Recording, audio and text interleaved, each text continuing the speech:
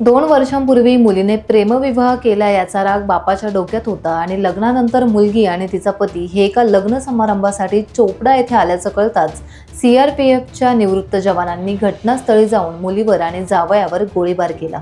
या घटनेत मुलगी जागीच ठार झाली तर जावई गंभीर जखमी आहे। हे दोघे पुणे येथील कोथरूड येथे राहत होते।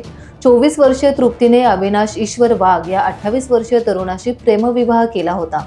मुलीचे वडील करण अर्जुन मंगले वय वर्ष 48 यांच्या मनाविरुद्ध तिने हे लग्न केले होते। याचा राग मनात धरून हळदीच्या कार्यक्रमातच त्यांनी रिव्हॉल्वरने तृप्ती आणि अविनाशवर 3 राऊंड फायर केले।